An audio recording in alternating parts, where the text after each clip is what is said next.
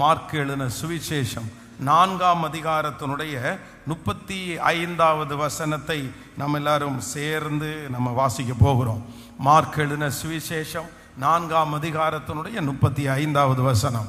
அன்று சாயங்காலத்திலே அவர் அவர்களை நோக்கி, அக்கரைக்கு போவோம் வாருங்கள் என்றார். அடுத்த வசனத்தை கூட வாசிக்கலாம். அவர் ஜனங்களை அனுப்பிவிட்டு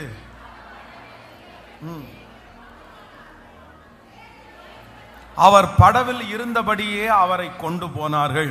வேறே படவுகளும் அவரோட கூட இருந்தது. அப்பொழுது பலத்த காற்று உண்டாகி படவு நிரம்பத்தக்கதாக அலைகள் அதன் மேல் மோதிற்று. கப்பலின் பின்னணையத்தில் அவர் தலையணையை வைத்து நித்திரையாயிருந்தார்.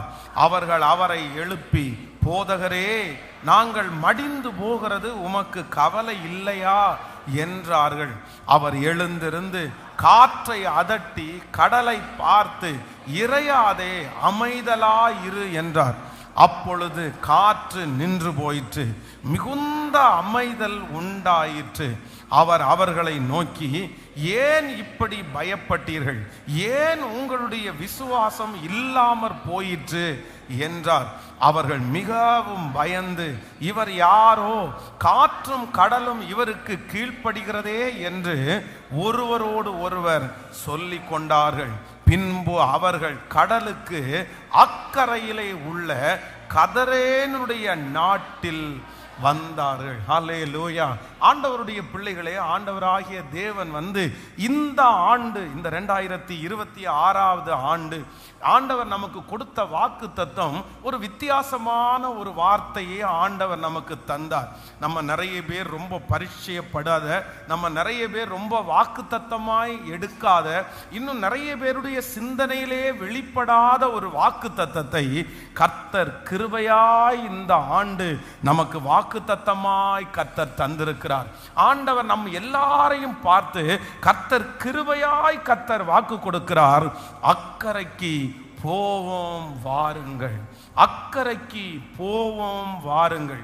ஆண்டவராகிய இயேசு கிறிஸ்து இந்த உலகத்திலே இருந்த நாட்களிலே தன்னுடைய 12 சீடர்களோடு ஆண்டவர் நிறைய கிராமத்திற்கு ஆண்டவர் கடந்து போனார். நிறைய இடத்துல ஆண்டவர் ஊழியம் செய்தால் அவர்களோடு சேர்ந்து நிறைய அற்புத அடையாளங்கள் எல்லாம் நடந்தது. ஆனா இந்த குறிப்பிட்ட இந்த இடத்துல ஆண்டவர் வேதத்திலே சில இடங்களிலே சில சீடர்களை ஆண்டவர் கப்பலின் மேல் அமரச் செய்து சில இடத்துல ஆண்டவர் அவர்களை அக்கறைப்படுத்துகிறார். அப்படின்னா கடலில் இருந்து அந்த அடுத்த பகுதிக்கு, அடுத்த பட்டணத்திற்கு, அடுத்த தேசத்திற்கு அவர்களை ஒரு டிராவல் பண்ணுகிற ஒரு சம்பவம் அல்ல, வேதத்தில் பல சம்பவம் இப்படி இருக்கிறது. ஆனா இந்த இடத்துல ஆண்டவர் கிருபையாய் தன்னுடைய சீடர்களை பார்த்து அழகாய் வாக்கு கொடுக்கிறார். நம்ம இந்த கரையிலே அல்ல, அந்த அக்கரைக்கு அடுத்த பகுதிக்கு போகிறதற்கு ஒரு பிரயாணத்தை ஆரம்பித்த அந்த தேவன் இந்த வருஷம் கிருபையாய் நம்மோடு பேசுகிறார். அக்கரைக்கு போவோம் வாருங்கள், அக்கரைக்கு போவோம் வாருங்கள். நிச்சயமாய் நான் நம்புகிறேன், இந்த வருஷம் முடிகிறதற்குள்ள கர்த்தர் இந்த கரையில் இருந்து கர்த்தர் ஒரு மறுகரையின் ஒரு அனுபவத்தை நாம் எல்லாருக்கும் கர்த்தர் தரப்போகிறார். உங்களுக்கும் எனக்கும் அடுத்த ஒரு உயர்வை இந்த ஆண்டிலே கர்த்தர் தரப்போகிறார். பல வருடமாய் ஒருவேளை இந்த கரையிலேயே நம்ம இருக்கலாம், ஒரு சின்ன அனுபவத்திற்குள்ளேயே நம்ம இருக்கலாம். ஆனால் இந்த வருடம் சாதாரணமான வருடம் அல்ல. இந்த வருடம் நம்மோடு கூட ஒருவர் பிரயாணம் பண்ண போகிறார். 1ஆம் தேதியே நம்மோடு கூட பிரயாணம் பண்ண ஆரம்பித்தார். அந்த தேவன் நம்மை ஒரு புதிய அனுபவத்திற்குள்ளே கர்த்தர் கொண்டு போறார். உங்களுடைய பிசினஸ்ல கர்த்தர் ஒரு அடுத்த ஒரு படியை, அடுத்த ஒரு லெவலை தருவேன் என்று வாக்கு கொடுத்த தேவன் நிச்சயமாய் அடுத்த ஒரு பகுதியை நீங்கள் பார்ப்பீர்கள். இந்த ஆண்டு மறுபடியும் உங்களை தூக்கி எடுக்கிற ஒரு ஆண்டாய் மாறப்போகிறது. இந்த ஆண்டு எத்தனையோ வருடமாய் நீங்கள் எதிர்பார்த்து கொண்டிருந்த அந்த உயர்வை கர்த்தர் இந்த வருடம் ஆரம்பிக்க போகிறார். அநேகர் உங்களை பார்த்து நீங்க அடுத்து இனி டெவலப் ஆகிறது கஷ்டம்னு நினைக்கலாம், மறுபடியும் டெவலப் ஆக முடியாது என்று நினைக்கலாம். ஆனால் கர்த்தர் இந்த வருடம் கிருபையாய் வாக்கு கொடுக்கிறார், நான் உன்னை இந்த கரையில் இருந்து அடுத்த கரைக்கு நான் கொண்டு போவேன். உங்க குடும்பத்தில் ஒரு அடுத்த ஒரு உயர்வு வரப்போகிறது. உங்களுடைய வேலையில கர்த்தர் ஒரு அடுத்த ஒரு படியை கர்த்தர் தரப்போகிறார். இந்த ஆண்டு முடிகிறதற்குள்ள நம்முடைய வருமானத்தில் ஒரு மாற்றத்தை நம்புறவங்க வருமானத்தில் ஒரு மாற்றத்தை கர்த்தர் தரப்போகிறார். உங்க குடும்பத்தில் கர்த்தர் ஒரு அடுத்த லெவல் அனுபவத்தை ஆண்டவர் தரப்போகிறார். யாருமே எதிர்பார்த்திராத ஒரு அனுபவத்தை இந்த ஆண்டு கிருபையாய் கர்த்தர் தருகிறவர். அக்கறைக்கு போவோம் வாருங்கள். நம்ம எல்லாரும் இந்த வருஷம் ஆயத்தப்பட வேண்டியது அவசியமாக இருக்கிறது. எல்லாரும் ஆயத்தப்படுங்க. எதுக்கு ஆயத்தப்படுங்கன்னா, இந்த ஆண்டு ஆண்டவருடைய கை விரிவாய் திறந்திருக்கிறது. நிறைய பேரை ஆண்டவர் டெவலப் பண்றதற்கு இந்த வருஷத்தை கர்த்தர் முன்குறித்திருக்கிறார். இந்த வருடம் உங்களுடைய வாழ்க்கையிலே உங்கள் தலையெழுத்துகளையே மாற்றுகிற ஒரு வருடமாய் கர்த்தர் இந்த வருடத்தை கர்த்தர் அமைத்து தரப்போகிறார். ஆமேன். எத்தனை பேர் விசுவாசிக்கிறீர்கள்? கர்த்தருடைய கரம் அதை செய்து முடிக்க போகிறது. உங்களுடைய பிள்ளைகளுடைய வாழ்க்கையிலே ஒரு தர உயர்வை கர்த்தர் இந்த ஆண்டு கட்டளை இடுவேன் என்று கர்த்தர் வாக்கு கொடுக்கிறார். ஆமேன். கவலையே வேண்டாம். 10 வருடமா இழந்ததை இந்த வருடம் எனக்கு திரும்ப தருவதற்கு அவராலே முடியும். 10 வருடமாய் அடைபட்டிருக்கிற அந்த அனுபவத்தை கர்த்தர் மாற்றி இந்த ஆண்டு மடை திறந்த வெள்ளம் போல என்னை பெருக பண்ணுகிறதற்கு அவர் நல்லவராய் இருக்கிறார். நல்ல கரங்களை தட்டி முழு பலத்தோடு ஆமென். Thank you Jesus. அக்கறைக்கு கொண்டு போகிறவர். கடந்த 1ஆம் தேதி அன்று விசேஷமாக வேதத்தில் ஒரு டிராவல் அப்படின்னா, இந்த கரையிலிருந்து புறப்பட்டு விசேஷமாய் ராயனுக்கு முன்னாடி நிற்கிறதற்கு கிட்டத்தட்ட 267 பேர் ஒரு கப்பலிலே பிரயாணம் பண்ணுகிற அந்த பிரயாணத்தை குறித்து 1ஆம் தேதி ஆண்டவர் நம்மோடு கூட பேசினார். அந்த கப்பலுக்கு இருந்த சில நெகட்டிவான காரியங்கள், எப்படிப்பட்ட கப்பலா ஆண்டவர் கொண்டு போய் கர்த்தர் ராயனுக்கு முன்பாக நிறுத்தினார் அப்படின்றதை குறித்து ஒரு 4 காரியத்தை 1ஆம் தேதி ஆராதனையில் ஆண்டவர் பேசினார். ஸோ இந்த வார்த்தையை நான் திரும்ப தியானித்து கொண்டிருக்கும் போது இந்த ஃபர்ஸ்ட் வீக்ல, இந்த முதல் வாரத்திலே ஆண்டவர் வேதத்திலே இன்னொரு டிராவலா ஆண்டவர் காமிச்சு, அப்படின்னா ஆண்டவர் ஒரு கப்பல் பிரயாணத்தில் நம்ம வாசித்த இந்த வாக்குத்தத்தத்தில் இருக்கிற கப்பல் பிரயாணத்தில் பார்த்தீங்கன்னா ஆண்டவர் அவர்களோட கூடவே ஆண்டவர் டிராவல் பண்றாரு. ஆனா என்ன பண்றாருன்னா, கப்பலுடைய அடித்தட்டத்தில் ஆண்டவர் நித்திரையா இருக்கிறார். போற வழியில ஒரு பெரிய புயல் காற்று வருகிறது. அவங்க எல்லாம் பயப்படுறாங்க, நாங்க மடிந்து போகிறோம்னு சொல்றாங்க. உடனே ஆண்டவர் எழும்பி காற்றையும் கடலையும் அதட்டுகிறார். அவர்கள் அக்கறைக்கு செய்கிறார். இது ஒரு சாப்டர். இது ஒரு டிராவல். ஆண்டவராகிய இயேசு கிறிஸ்து இந்த உலகத்திலே சீடர்களோட இருக்கும்போது இது ஒரு கப்பல் பிரயாணம். ஆனா இன்னொரு கப்பல் பிரயாணம் வேதத்திலே இருக்கிறது. அது என்ன அப்படின்னு சொன்னா, ஆண்டவர் ஒரு மிகப்பெரிய அற்புதத்தை ஆண்டவர் செஞ்சுட்டு இந்த சீடர்களை முதலாவதாக ஆண்டவர் அனுப்புறார். கப்பல்ல ஆண்டவர் உட்கார வச்சு, நீங்க துரிதமா நீங்க போங்க, நீங்க அந்த கரைக்கு போங்க, நான் உங்களுக்கு பின்னாடியே வர்றேன்னு சொல்லிட்டு ஆண்டவர் கொஞ்ச நேரம் ஜெபிக்கிறதற்காக ஆண்டவர் உட்கார்ந்து இந்த சீடர்களை முன்பாக அனுப்புகிறார். அந்த சீடர்கள் மட்டும் கப்பலில் தனியாய் பிரயாணம் பண்ணி கொண்டிருக்கும் போது அந்த கடல்ல, நடுக்கடல்ல சில சூழ்நிலைகள் ஏற்படுகிறது. ஆனா அந்த சூழ்நிலைகள் மத்தியிலையும் கர்த்தர் அவர்களோடு கிருபையாய் இருந்து அந்த கப்பலையும் கர்த்தர் கரை இருக்கிறதற்கு வல்லவராய் இருந்தார். அப்போ நான் இன்னைக்கு என்ன பண்ண போறேன் அப்படின்னு சொன்னா, இந்த இரண்டாவதான இந்த கப்பல் பிரயாணத்திலிருந்து சில காரியத்தை உங்களுக்கு வேகமாய் சொல்லி உங்களுக்காக ஜெபிக்க போறேன். வாசிக்கலாம். முதலாவதாக ஆமென், மார்க் எழுதின சுவிசேஷத்தில் 14ஆம் அதிகாரத்தினுடைய 34வது வசனத்திலிருந்து வாசிக்கலாமா? மத்தேயு எழுதின சுவிசேஷம், ஆமென், மத்தேயு எழுதின சுவிசேஷம் மத்தேயு எழுதின சுவிசேஷம் 14ஆம் அதிகாரத்தை எடுத்துக்கொள்ளுங்கள். மத்தேயு எழுதின சுவிசேஷம் 14ஆம் அதிகாரத்தினுடைய 34வது வசனத்திலிருந்து சேர்ந்து வாசிக்கலாம். பின்பு அவர்கள் கடலை கடந்து கனசரேத் நாட்டிலே சேர்ந்தார்கள். எல்லாரும் சேர்ந்து அந்த வசனத்தை வாசிக்கலாம். பின்பு அவர்கள் கடலை கடந்து கனசரேத் நாட்டிலே சேர்ந்தார்கள். அதுக்கு முன் அடுத்த வசனத்தை வாசிக்கலாம். ஆமென். அவ்விடத்து மனுஷர்கள் அவரை இன்னார் என்று அறிந்து சுற்றுப்புறம் எங்கும் செய்தியை அனுப்பி பிணியாளிகளை எல்லாம் அவரிடத்திலே கொண்டு வந்து அவருடைய வஸ்திரத்தின் ஓரத்தை ஆகிலும் அவர்கள் தொடும்படி உத்தரவாக வேண்டும் என்று அவரை வேண்டிக் கொண்டார்கள். தொட்ட யாவரும் சொஸ்தமானார்கள். நல்லா கவனிங்க ஆண்டவருடைய பிள்ளைகளே, முதலாவதாக ஒரு பிரயாணத்தை நம்ம வாசித்தோம். அந்த பிரயாணத்தினுடைய முடிவு எங்க போகுது அப்படின்னு சொன்னா கதரேனுடைய நாடு.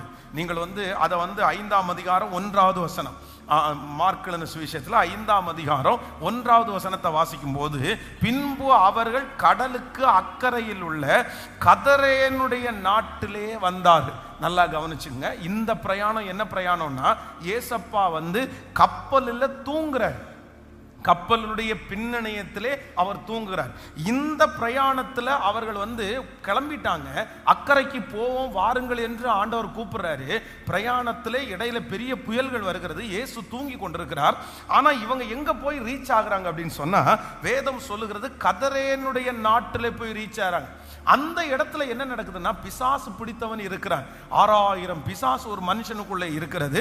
அந்த இடத்துல ஆண்டவர் ஒரு மிகப்பெரிய அற்புதத்தை ஆண்டவர் செய்கிறத அங்க வாசிக்கிறோம். இப்போ நம்பர் 2, இரண்டாவதாக இங்க ஒரு பிரயாணம் ஆரம்பிக்குது. இந்த பிரயாணத்துல என்ன நடக்குது அப்படின்னு சொன்னா, ஆண்டவர் சீடர்களை மட்டும் முதலாவதாக கர்த்தர் அனுப்புகிறார்.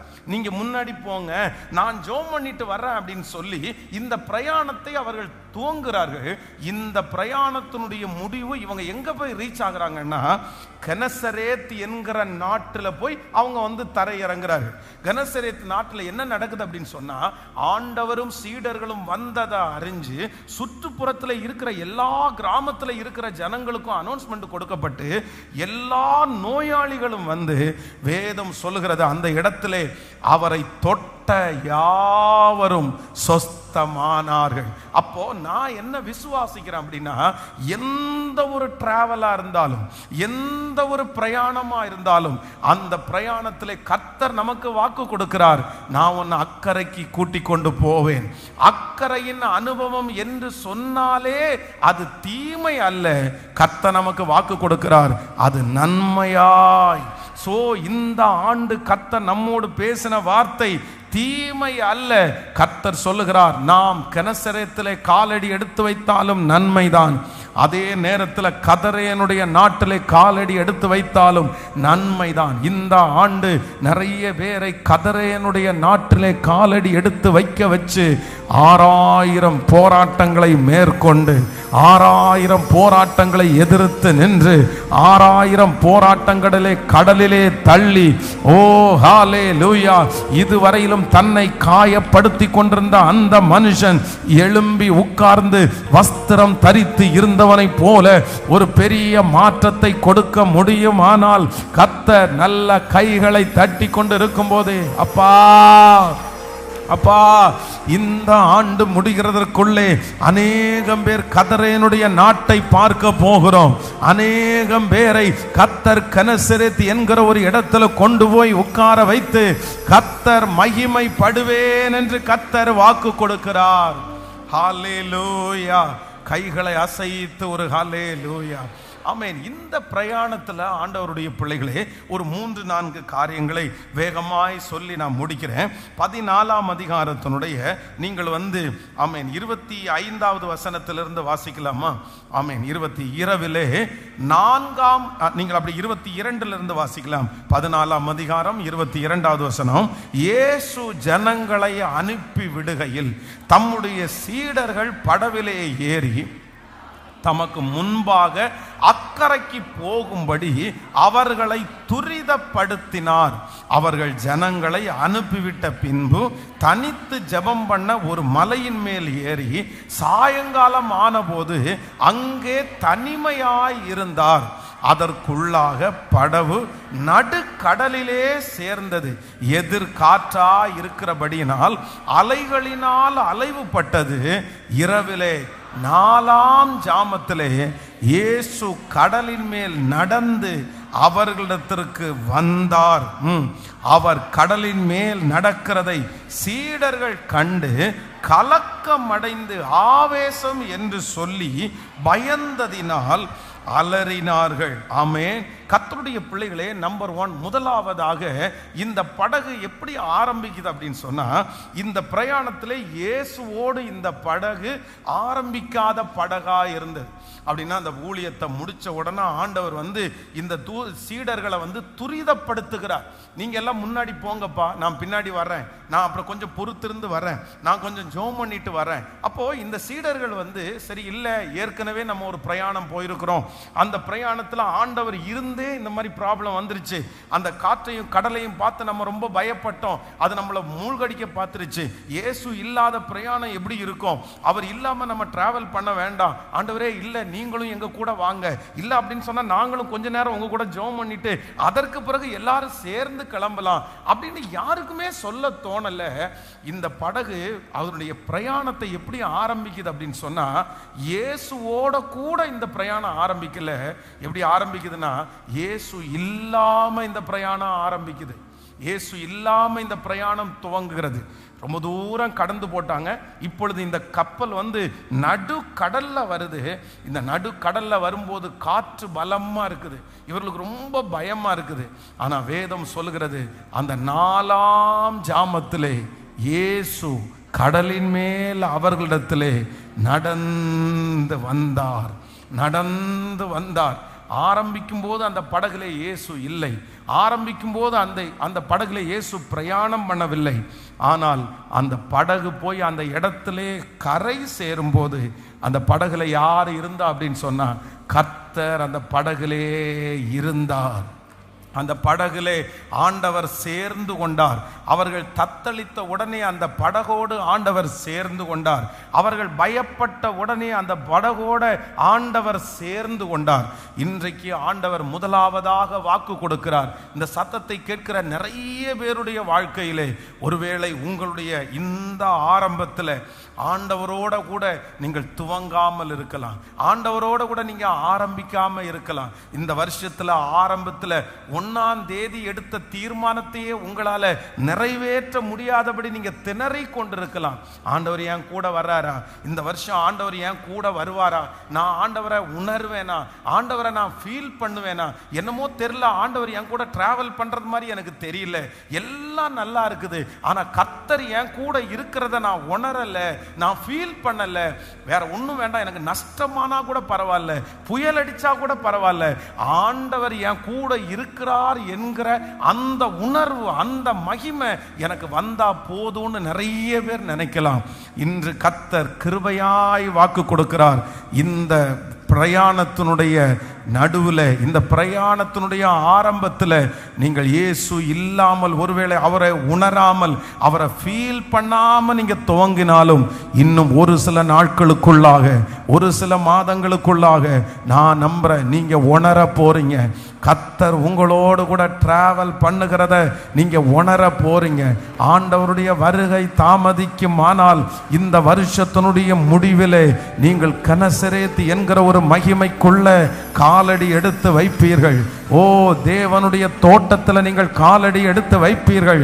அப்பொழுது நீங்கள் இயேசுவோடு கூட அந்த இடத்திலே இறங்குவீர்கள். நீங்க எல்லாரும் சாட்சி சொல்லுவீங்க, இல்ல இந்த ஆண்டுல கர்த்தர் என் கூட நடந்து வந்ததை நான் பார்த்தேன், கர்த்தர் என் கூட இருந்ததை நான் பார்த்தேன், இல்ல அப்படின்னா இந்த இடத்துக்கு நான் வந்திருக்கவே முடியாது. இந்த ஆண்டு கர்த்தர் உங்களோடு கூட இந்த பிரயாணத்திலே இருக்கிறதை கர்த்தர் உணர்வு பூர்வமாய் நிரூபிப்பேன் என்று வாக்கு கொடுக்கிறார். நம்புறவங்க எல்லாரும் கரங்களை முழுவதுமாய் ஆமென் தட்டி ஸ்தோத்திரம். சோ ஹல்லேலூயா.